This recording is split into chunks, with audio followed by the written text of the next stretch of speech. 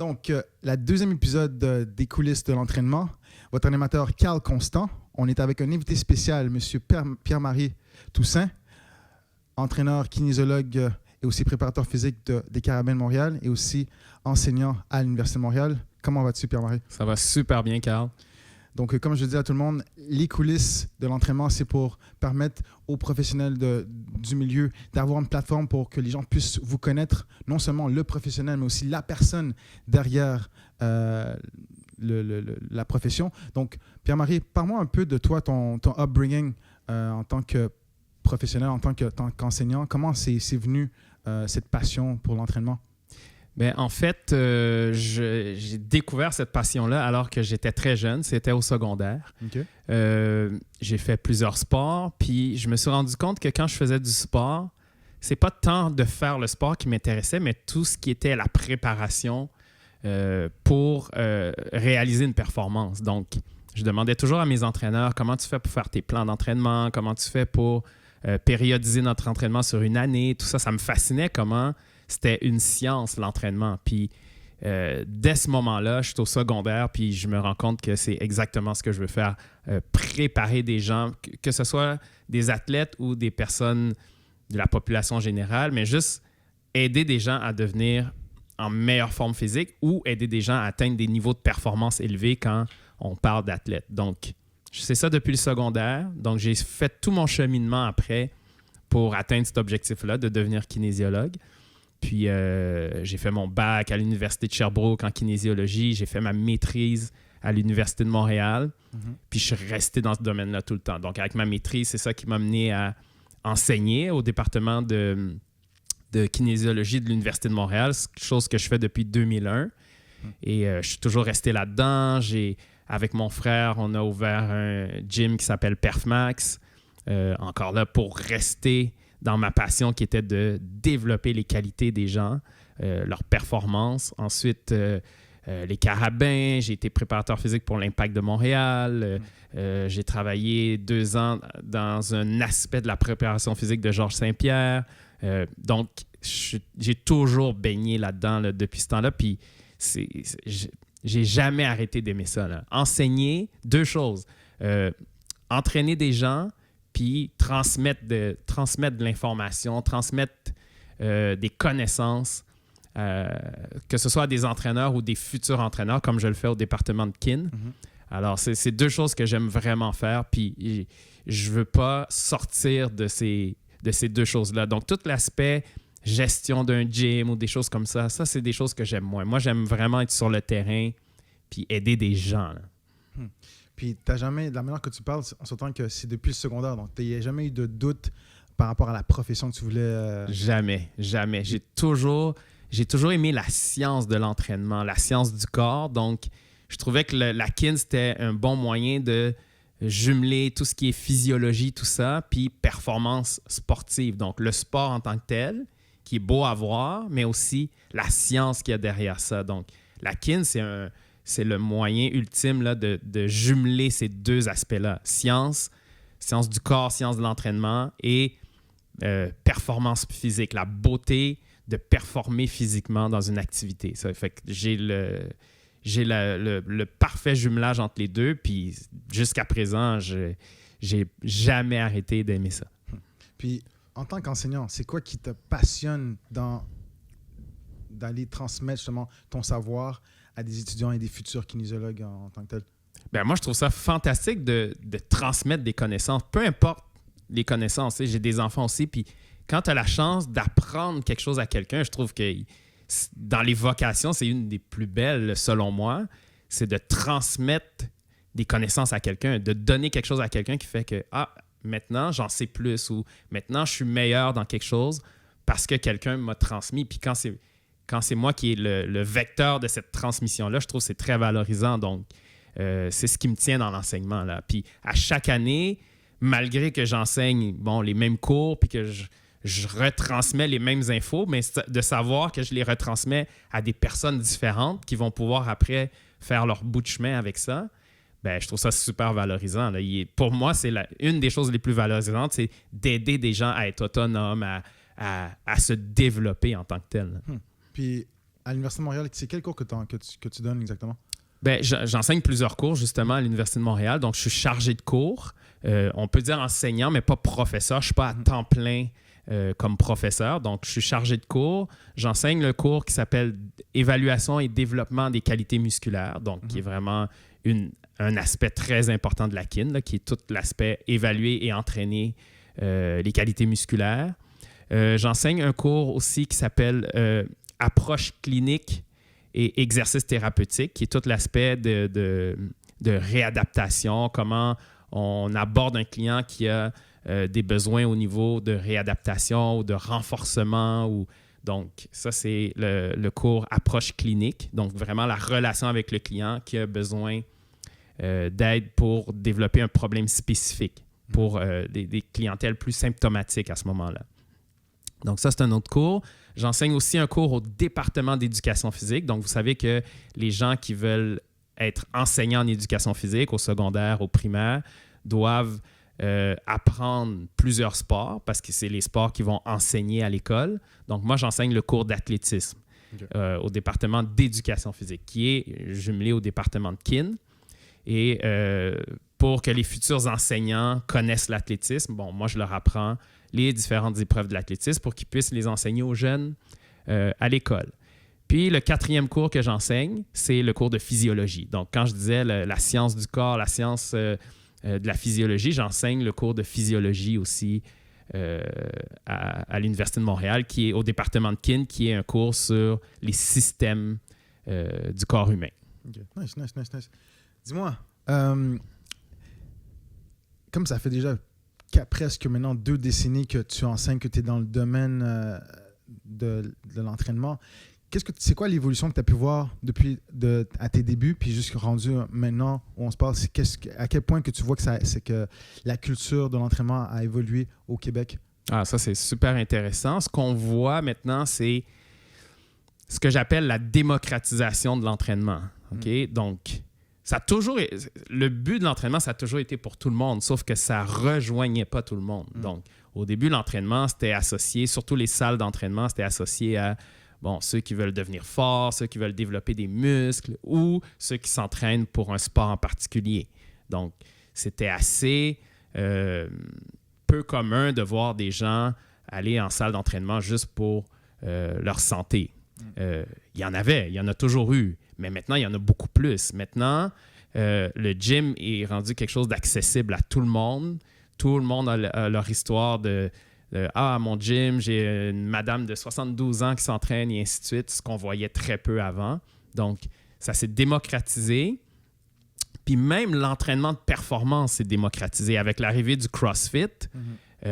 Monsieur, madame, tout le monde, des gens de la population générale ont envie de se pousser à l'entraînement, de se comparer aux autres, de comparer à certaines normes et ainsi de suite. Ça aussi, on voyait ça très peu avant, comment la performance à l'entraînement est devenue quelque chose de plus démocratique. Des gens qui n'avaient aucune idée qu'ils pouvaient lever telle charge le font maintenant, faire des courses comme des Spartan Race et tout ça. Donc, tout ce qui est performance qui maintenant est devenu quelque chose c'est une activité en soi de performer puis de se pousser. Donc ça, c'est nouveau. Puis c'est un aspect qui est quand même intéressant, qui est arrivé là, dans les dernières années, comment on incite les gens à se pousser eux-mêmes puis à se comparer, pas nécessairement aux meilleurs athlètes du monde, mais juste à se comparer à soi-même puis dire, ben tu vois, avant, je levais telle charge au squat, au bench ou ainsi de suite, puis maintenant, j'en lève plus. Je fais mon parcours de Spartan Race plus vite maintenant et ainsi de suite. Donc, les gens ont appris à se pousser. Puis ça, je trouve que c'est un aspect qui est quand même intéressant de la culture du conditionnement physique qu'on vit maintenant. Ouais, intéressant. Dis-moi, pour revenir un peu plus à ton enfance, souvent, je réalise à quel point il y a un grand impact que nos parents ou même les gens qui nous entourent ont sur nous à un tout jeune âge, puis l'impact que ça a justement en tant que plus vieux. Toi, comment je sais que le sport, c'est quelque chose qui a fait partie de toi de tout jeune âge, mais qu'est-ce qui a fait en sorte que, comme je sais que tu as des grands frères, je pense que le dernier, oui. Vous êtes 4. On est 4 frères, oui. Est-ce que c'est tes parents qui t'ont poussé à faire du sport? C'est tes frères? Qu'est-ce qui est arrivé en tant que tel pour faire en sorte que tu es rentré dans le sport? Ben, c'est clairement mes frères. Mes parents, on est 6 on est 6 enfants chez nous, donc mes parents étaient très occupés à juste subvenir à nos besoins. Par contre, mes frères qui ont tous été dans le sport, nous, on est vraiment issus du milieu du soccer.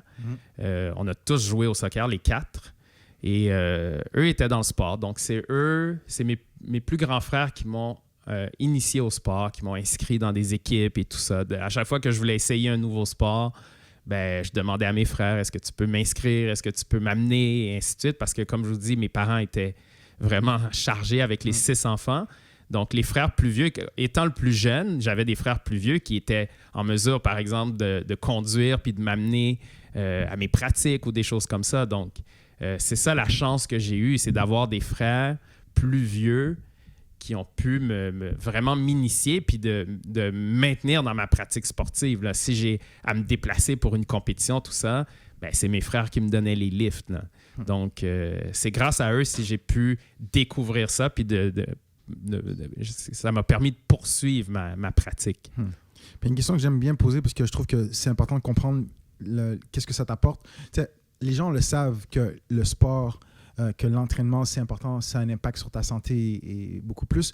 Mais toi, en termes de valeur, c'est quoi que l'entraînement, même l'activité physique, te permet qu'est-ce que ça t'a permis d'acquérir en tant que tel?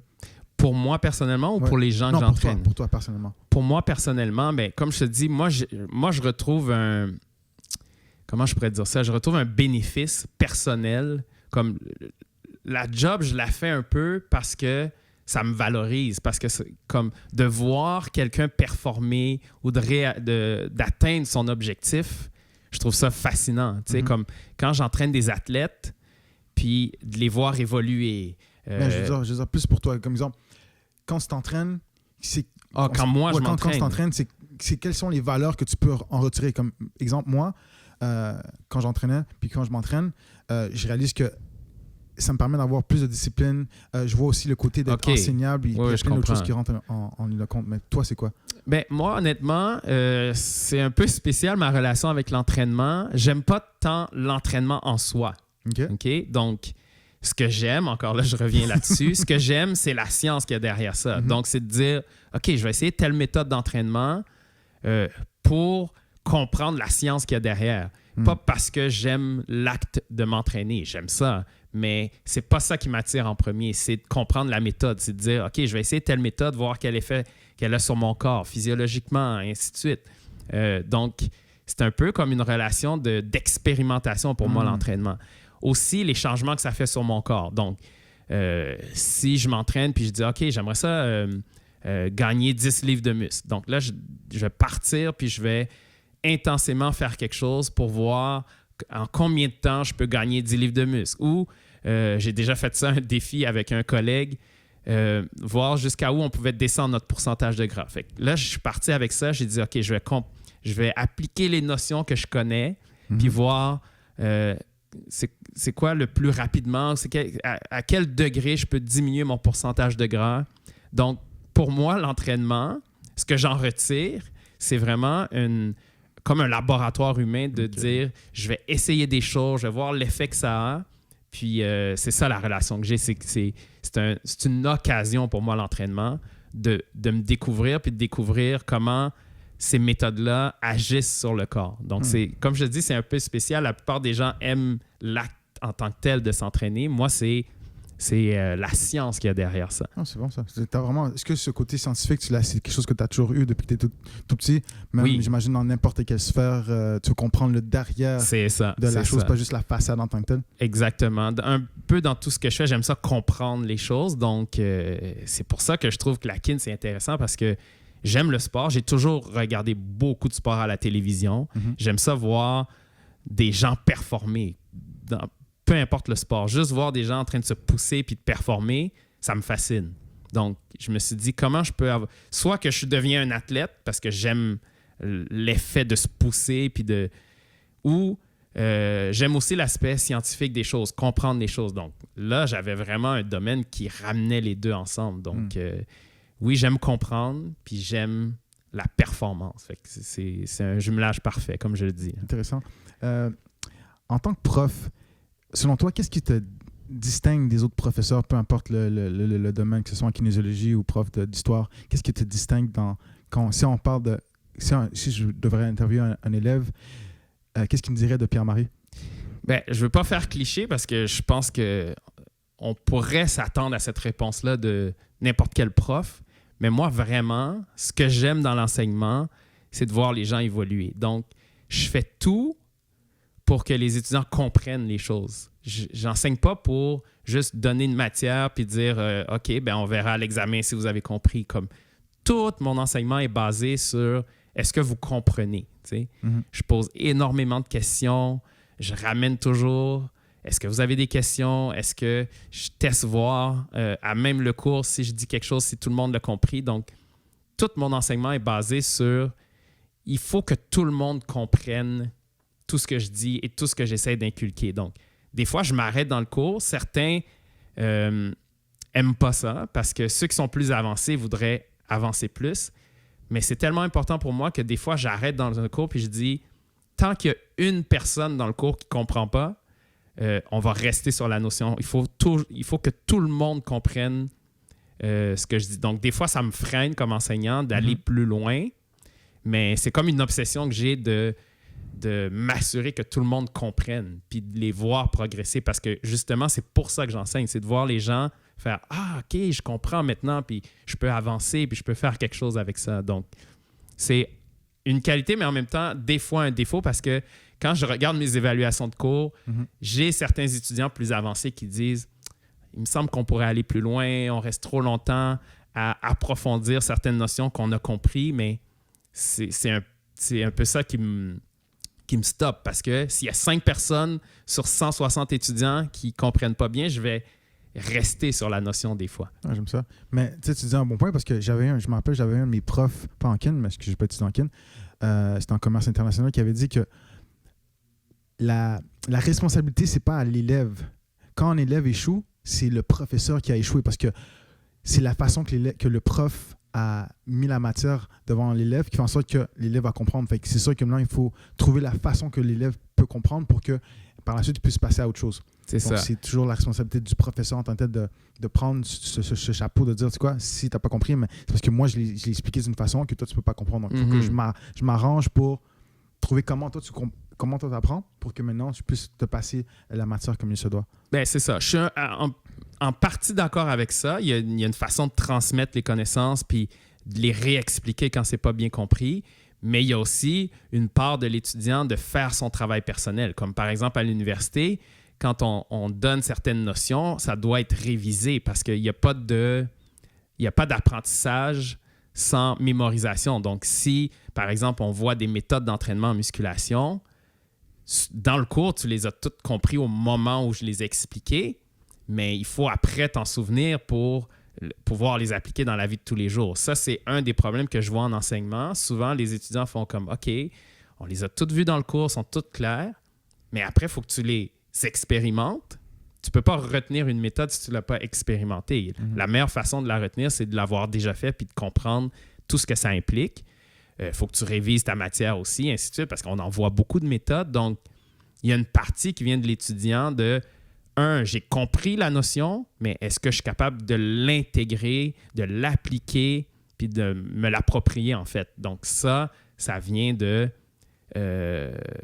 ça se fait en révisant puis en pratiquant les choses. Puis c'est un des problèmes qu'on a en kin, c'est qu'il y a beaucoup de gens qui viennent dans le but d'apprendre un métier.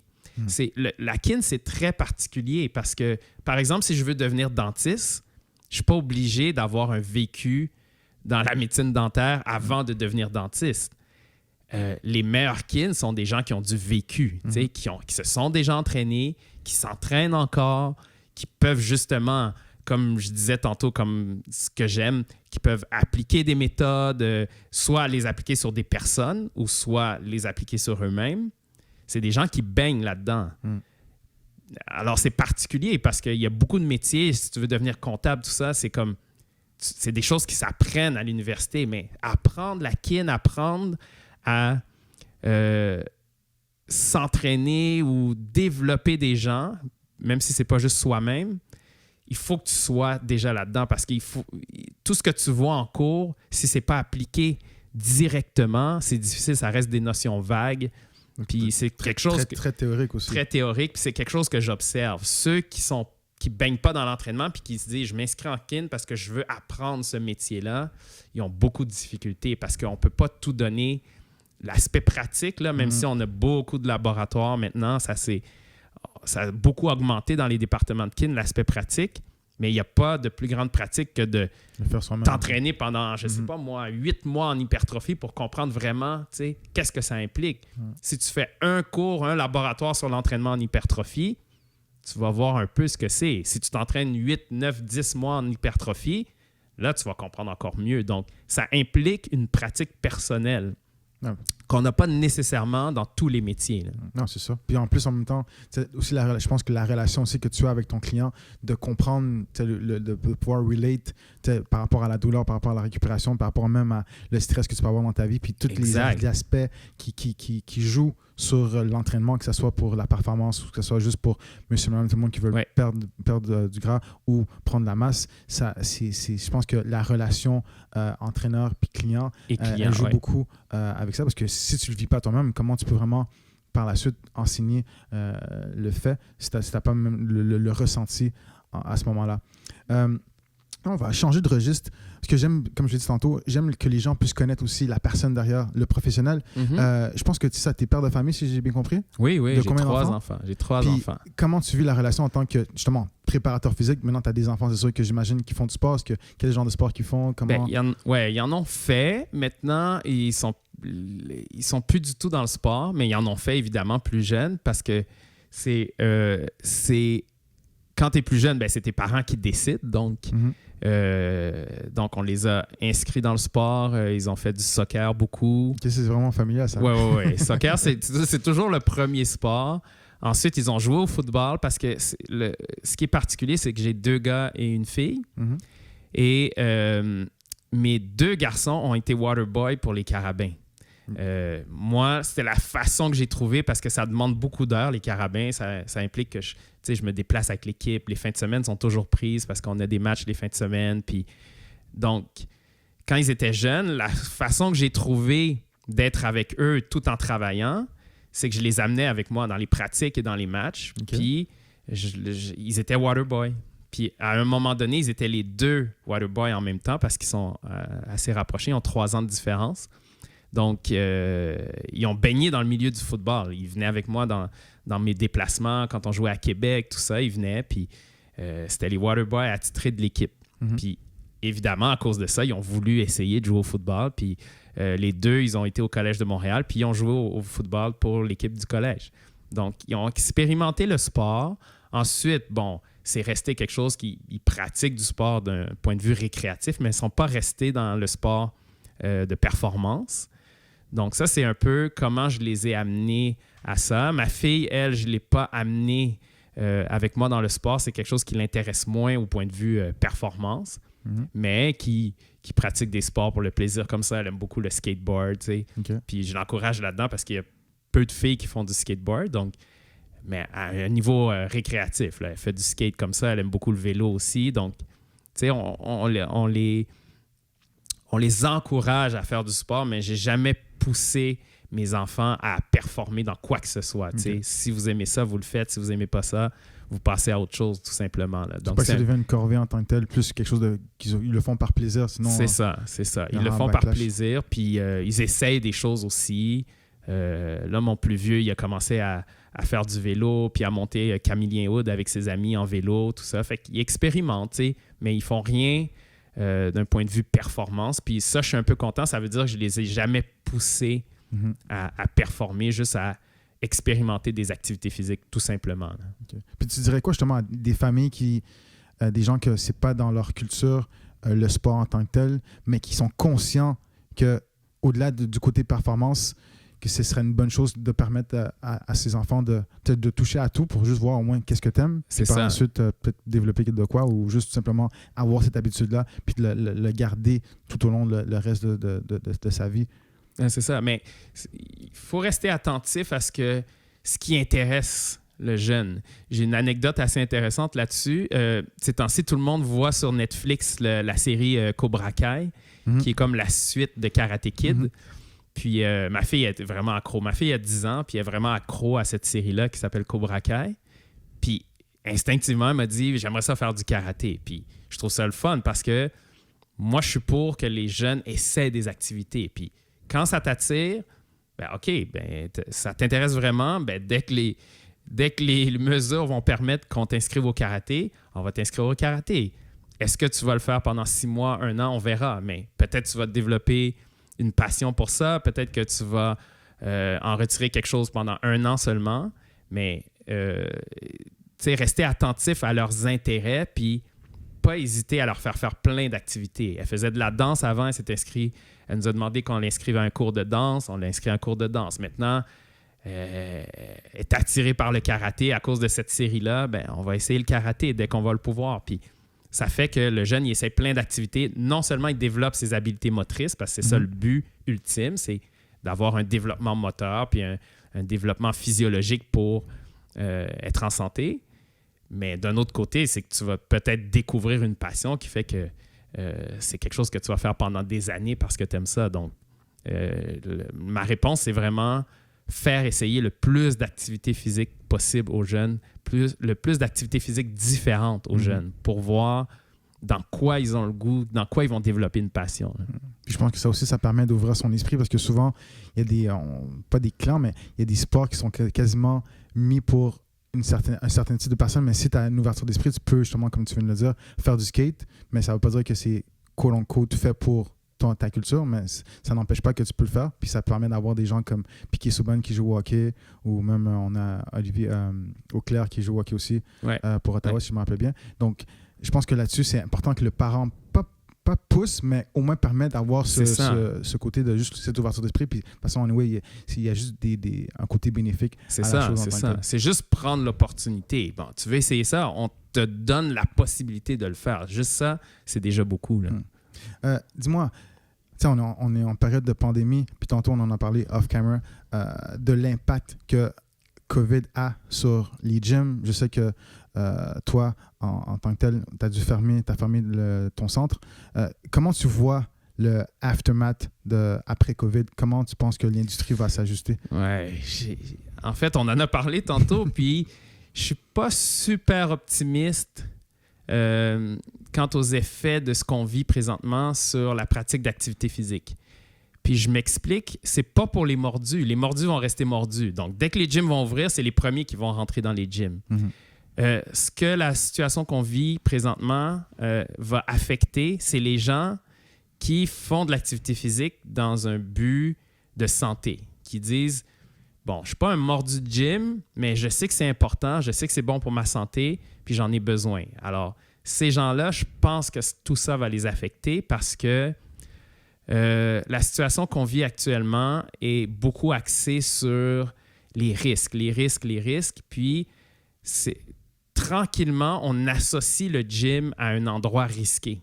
C'est ça que je dis qui est mauvais. C'est que en maintenant les gyms fermés dans toutes conditions, on l'associe maintenant à un endroit risqué. C'est un endroit où les gens suent, où les gens respirent fort, ils projettent des gouttelettes, tout ça. Fait que c'est un endroit où il y a des microbes. Là, je parle en termes populaires. Je ne vais pas aller dans un endroit où il y a plein d'échanges de microbes. Donc, les gens qui ne sont pas des mordus, parce que le mordu, lui, il va y aller de toute façon. Il s'en fout du risque. Mais les gens qui y allaient déjà un peu à reculons, qui ça leur demandait tout leur courage, puis Dieu sait qu'il y en a beaucoup. Nous, on est dans un milieu où on connaît les mordus, mais il y a plein de gens qui vont dans le gym juste parce que ils font l'acte de dire « OK, garde, c'est important pour moi, c'est pour la santé, j'y vais pour la santé, pas parce que je veux devenir un athlète, mais juste c'est quelque chose qui est bon pour ma santé. » Donc, ces gens-là, si tu leur dis « Hey, maintenant, le gym, c'est risqué », c'est la raison pour laquelle on les ferme puis que ça va être le dernier endroit qui va ouvrir et c'est le premier endroit qui est fermé quand on vit une hausse des cas, ben cette association-là va rester dans la tête des gens puis ils vont faire « OK, ben c'est peut-être pas une bonne idée d'aller dans un gym. » Bon, maintenant, est-ce que ces gens-là vont se recycler puis vont faire autre chose? Oui, certains vont faire des activités extérieures, tout ça, vont s'entraîner à la maison, mais je pense qu'on va perdre une partie de la population qui ne veulent pas s'entraîner à la maison parce que pour eux, il faut qu'ils se dissocient de leur maison quand ils font de l'activité physique. C'est pas tout le monde qui veut faire de l'activité dehors, surtout l'hiver. Alors, on va perdre une partie de la population et ça va affecter le niveau de santé global parce que quand les gens vont faire, je veux plus aller au gym, c'est risqué parce qu'il va y avoir d'autres virus qui vont arriver, là. Donc, les gens vont rester avec cette peur-là de le gym est associé à un endroit où on peut attraper un virus. C'est là que je trouve qu'on se trompe parce qu'on va perdre une partie de la population à qui on essaie de vendre l'idée de se garder en forme. Il va falloir avoir encore des soldats comme toi qui vont être là pour aider les gens à pouvoir avoir une alternative pour leur permettre de continuer à garder cette santé ou même l'améliorer dans certains cas. Ça va être super important. Les gens ne sont pas au courant, certains d'entre eux le savent, mais tu as écrit des livres, je pense que tu en as écrit 3, et il y en a un qui est super important, que c'est le mythe et réalité par rapport à l'entraînement. J'avais fait des capsules auparavant avec un de mes collègues, Simon, par rapport aux, justement, les quote-unquote, comment on dit, les mythes. Toi, c'est quoi le plus gros mythe que tu entends souvent par rapport à l'entraînement que les gens te... Oh, c'est sûr qu'il y en a beaucoup. J'irais avec les modes, OK? Parce que les mythes aussi, ça suit des modes. Mm-hmm. Puis avec l'avènement des réseaux sociaux, il y a aussi des modes et des mythes qui surviennent. Je te dirais qu'il y en a une qui me fatigue, c'est dans les modes actuels, c'est les glucides. Tu sais, à quel point pour beaucoup de gens, puis beaucoup de personnalités qui se vendent sur les réseaux sociaux, à quel point on vend les glucides comme quelque chose de mauvais. Tu sais, alors qu'on sait très bien que le carburant énergétique primaire, quand on fait de l'activité phisique, c'est les glucides, c'est le glycogène musculaire. Tu sais. Donc ça, c'est la physiologie. Donc, de vendre ça comme quelque chose de mauvais, tu manges trop de carbs, ou il y a des bons carbs, il y a des mauvais carbs, comme... Il faudrait qu'on refasse un peu la part des choses. C'est sûr qu'il y a des choses qui sont véridiques. Les sucres raffinés, tout ça, il faut faire attention à ça. Mais il faudrait tout revoir notre compréhension des glucides puis comprendre que c'est un carburant énergétique. En fait, c'est le principal. Puis voir, OK, maintenant qu'on sait ça, comment on en prend, lesquels on prend et ainsi de suite, mais pas de tout jeter en disant les carbs, c'est pas bon, il ne faut pas manger de carbs, on y va paléo, keto, whatever. C'est de faire la part des choses, comprendre c'est quoi des glucides, c'est quoi son rôle et comment on en mange et lesquels on mange. Donc, moi, j'aime pas quand on catégorise quelque chose puis on fait OK, c'est pas bon. Non, c'est bon dans certaines situations dans lesquelles tout ça, ça revient à la compréhension et l'information. C'est pour ça que c'est important de donner des connaissances. Puis quand j'ai écrit mes livres avec mon collègue de toujours, Martin Lucier. C'était ça notre but encore, on revient à ça. Notre passion de transmettre des connaissances, de dire, c'est des livres grand public, puis on va expliquer aux gens comment les choses fonctionnent, physiologiquement, dans un langage très vulgarisé, mais qui est toujours juste scientifiquement. On n'a jamais négligé la justesse de ce qu'on dit pour que ça soit plus facile à comprendre. On le vulgarise, mais on dit des choses qui sont supportées scientifiquement. Donc, on explique les choses, les glucides, on explique comment on diminue son pourcentage de gras, que ça ne se fait pas en faisant un exercice en particulier. Maintenant, beaucoup de gens le comprennent, mais vous seriez surpris comment il y a encore des gens qui croient ça, parce que ce n'est pas tout le monde qui est informé, qui est bien éduqué là-dessus. Donc, c'était ça notre mandat. Puis on en a écrit 3. Un, c'est mythe et réalité sur l'entraînement physique. Le deuxième, c'est mythe et réalité sur la musculation. Puis le troisième, c'est mythe et réalité sur la course à pied. Voilà. Donc, c'était toujours le thème mythe et réalité. Puis ça a été publié c'est encore en vente, là. C'est aux Éditions de l'Homme. Les Éditions de l'Homme, c'est une maison d'édition qui fait du grand public. Donc, quand on est arrivé avec le projet on va donner des outils aux gens pour qu'ils comprennent les choses, ils ont plongé tout de suite parce que c'est ça leur mandat, c'est de faire de l'information grand public, souvent par des experts, mais d'une façon que tout le monde puisse comprendre. Puis c'était passionnant de faire ça parce que ça répond à notre besoin là, de toujours informer, éduquer les gens pour qu'il y ait le plus de connaissances possible. Ah, j'adore ça. Dis-moi, parce que le temps nous manque, c'est quoi les prochains projets pour Pierre-Marie en termes d'enseignants même? Est-ce qu'il y a un autre livre qui va sortir bientôt ou dans les prochaines années? Parle-moi de c'est quoi les prochains projets? Cool, bonne question. Justement, je suis là-dedans. Là. La COVID, la situation pandémique m'a fait arrêter un peu. Le fait que j'ai pu mes activités de PerfMax, qui était mon gym que j'avais avec mon frère, tout l'aspect gestion, donc ça m'enlève beaucoup de... Ça me libère beaucoup de temps, en fait. Mm-hmm. Même si j'enseigne plus maintenant qu'avant, tout l'aspect gérer un gym avec mon frère, ça, c'est devenu quelque chose qui m'a libéré du temps. Ça m'a permis de réfléchir plus, à voir, OK, ça fait... PerfMax a été ouvert 25 ans. Ça fait 25 ans que ça existait jour pour jour quand on a fermé à cause de la situation de la pandémie. Là, je me suis mis à penser, OK, ça fait 25 ans que je fais ça. Est-ce que je veux continuer à faire ça? Si je veux continuer, dans quel aspect je veux développer tout ça? Puis là, je me dis, OK, ça fait longtemps que j'entraîne des athlètes de tout niveau, des athlètes professionnels, des athlètes olympiques, mais je ne suis jamais allé aux Olympiques en tant que préparateur. Moi-même, d'y aller. J'ai entraîné des athlètes qui sont allés, mais je ne suis jamais moi-même allé. Donc maintenant, je suis préparateur physique de l'équipe nationale de boxe. Mm-hmm. Puis on a une occasion d'envoyer des athlètes aux Olympiques. Puis malheureusement, justement à cause de la pandémie, les Jeux de Tokyo 2020 ont été reportés. Mm-hmm. Ils ont été reportés à 2021. Donc c'est censé être cet été. Mais là, tranquillement, on commence à entendre que il y a de la grogne, la population de Tokyo ne veut pas recevoir les Jeux à cause de la situation et ainsi de suite. Donc on est toujours dans l'incertitude. Mais ce qui me reste à réaliser, puis ce que j'aimerais réaliser, parce que c'est vraiment quelque chose que j'aime, de suivre des athlètes, c'est de les suivre à des Jeux olympiques. J'ai fait des Jeux majeurs, j'ai suivi l'équipe nationale de boxe aux Jeux du Commonwealth en Australie, mais je ne suis jamais allé aux Olympiques.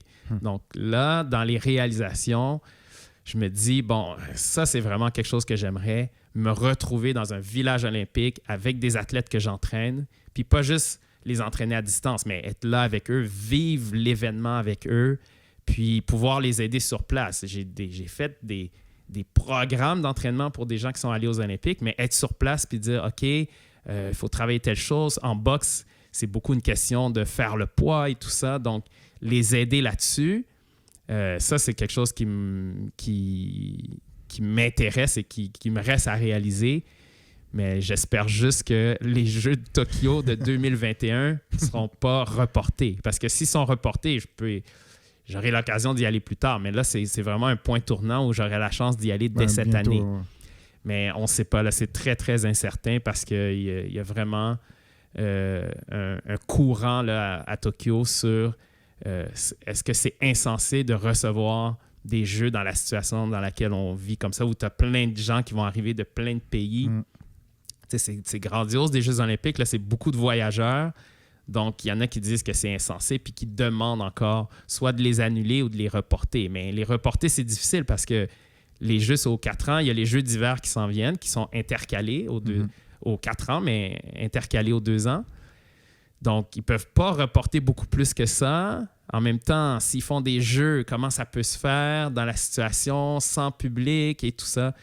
Fait que c'est un peu compliqué, il y a beaucoup d'enjeux, on va dire. C'est ça. Mais moi, personnellement, c'est sûr que si je regarde juste pour moi, j'aimerais qu'il y ait lieu pour que j'aie l'occasion de vivre mon rêve. Mais je te le souhaite. C'est ça. Mais c'est pas juste ça qui compte. Il faut quand même penser au point de vue santé, surtout des athlètes. Parce que si c'est risqué pour les athlètes, c'est là que ça devient peut-être une bonne idée de ne pas les tenir, les Jeux.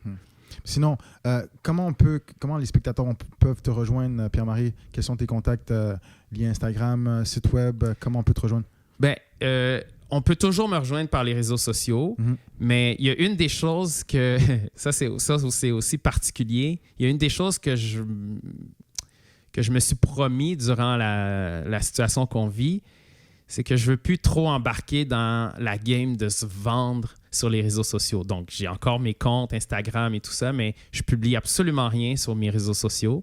Mais les gens peuvent toujours me contacter. Donc, les gens me contactent, me posent des questions, Messenger, Instagram. Mais moi, personnellement, je trouve que j'ai passé la